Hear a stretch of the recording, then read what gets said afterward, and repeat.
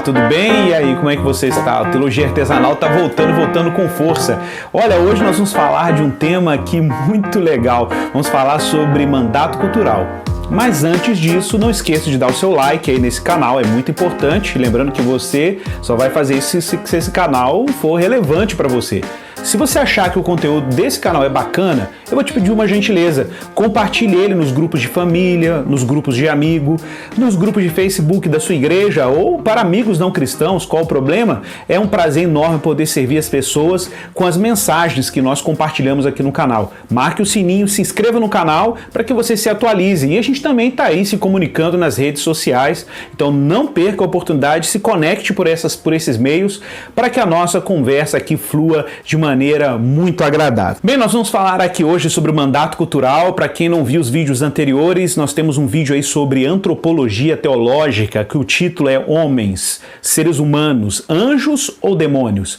Esse é um tema importante porque, como nós vimos, o ser humano possui vários mandatos. O que são mandatos? São ordens divinas que estão na estrutura do ser humano que o vocacionaram para determinadas funções. Por exemplo, Deus chamou o ser humano para se relacionar com ele, um mandato espiritual ou religioso.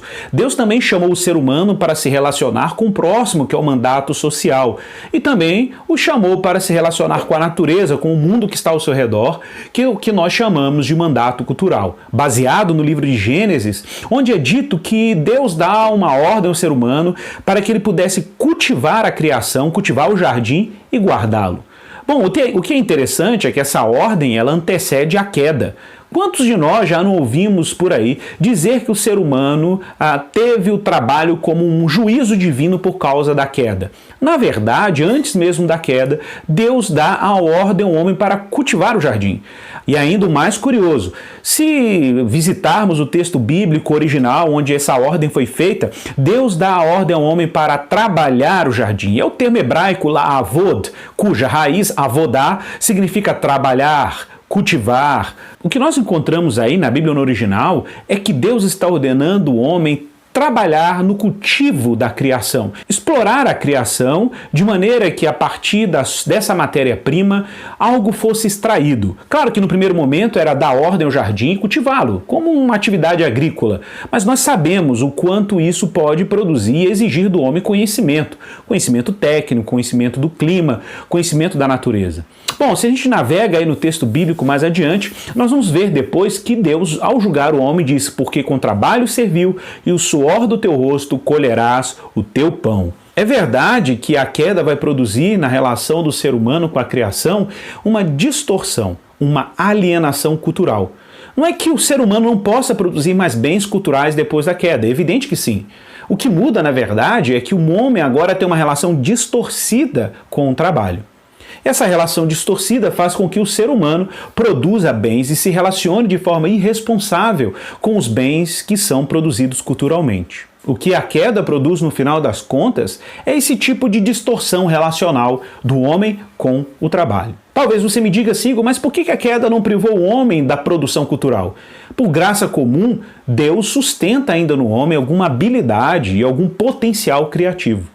Esse potencial criativo, ele e está aí na estrutura da vida humana. Entretanto, o pecado produziu uma distorção de tal forma que hoje, raramente o ser humano consegue produzir a todo tempo bens culturais, que isso não tem algum tipo de efeito do pecado. Claro, você pode me dizer assim, Igor, mas nós olhamos para o mundo e vemos muitas coisas produzidas pelo ser humano que são dignas. Certamente o são, por causa de um princípio que está lá na tradição reformada, que nós chamamos de graça comum. Que é uma graça que, apesar de não dar condições ao homem de ser salvo, ela sustenta a estrutura da criação. Não apenas isso, faz com que as criaturas humanas possam também produzir bens culturais, e muitos bons bens culturais. Por exemplo, pense no medicamento que você tomou, no conhecimento da ciência médica, pense nos benefícios de tecnologias que nós desfrutamos, como, por exemplo, estamos vendo aqui agora esse vídeo, são recursos e bens culturais dignos. Mas é claro que nós sabemos que nem sempre um bem cultural é usado com uma finalidade boa,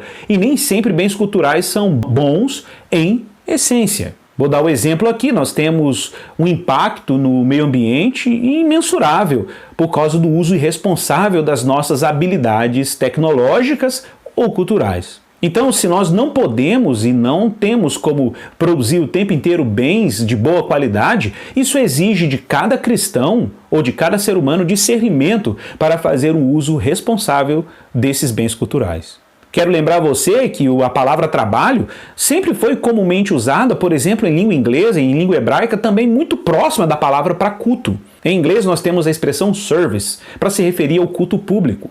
O culto é um serviço. A separação radical entre trabalho e culto foi produzida muito mais pelo secularismo. No mundo antigo, apesar de uma distinção entre o culto sacro que acontecia no tabernáculo e o trabalho ordinário, não era tão distinta assim, tão grande assim. Para muitos homens da antiguidade, o trabalho era um tipo de culto.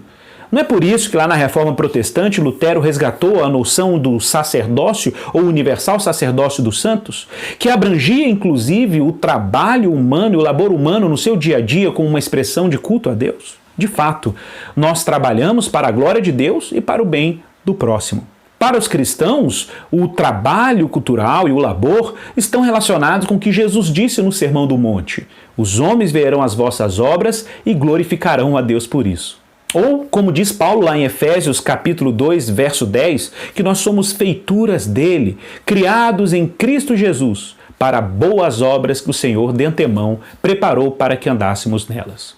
Então, como você pode observar, nós temos aí uma grande tarefa.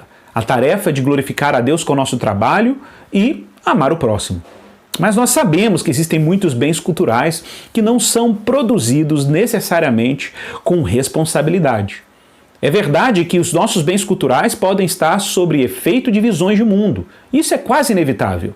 Churchill, ex-primeiro-ministro da Inglaterra, costumava dizer que nós formamos as coisas para que as coisas nos formem depois. Muito da nossa rotina foi, de alguma maneira, afetado ou afetada por causa de tecnologias que nós utilizamos. Olha, pense, por exemplo, como a nossa vida se tornou complexa e muito alterada e afetada por bens como automóveis, smartphones, a própria escrita. Esses são exemplos bem práticos de como a nossa vida pode ser realmente alterada e afetada pelos bens que nós produzimos. Então, na medida que o tempo vai passando, nós precisamos, enquanto cristãos, de discernimento para lidar com esses bens culturais. Deus nos deu uma posição privilegiada em Cristo Jesus para não termos expectativas de salvação ou expectativas messiânicas no que os bens tecnológicos podem produzir. Ao contrário, nós temos o mandato de produzir bens culturais e de iluminarmos o mundo com a nossa vocação em Cristo para que os homens vejam as nossas boas obras e glorifiquem a Deus por isso. Por exemplo, não é todo tipo de música que nós cristãos podemos produzir e também não é todo tipo de música que nós podemos consumir. E eu não estou falando aqui de consumir música gospel ou cristã e música do mundo, não é isso. Pessoas cristãs podem produzir péssimos bens culturais, como pessoas não cristãs podem produzir excelentes bens culturais. A questão é que nós precisamos de um discernimento cultural, cristão e teológico a partir da nossa cosmovisão para sabermos o que é bom e o que não é bom, o que glorifica a Deus e o que não glorifica a Deus. Produções culturais não cristãs podem ser excelentes na exaltação da dignidade humana, da beleza, mas podem ser contraproducentes. Elas podem vulgarizar o ser humano e explorar pulsões sexuais num sentido muito, muito ruim. Então, como você viu, a gente precisa ter aí um repertório para iluminarmos o mundo e trabalharmos para a glória de Deus e o bem do próximo de maneira responsável, teologicamente responsável. Bom, como você viu, aqui a teologia continua artesanal.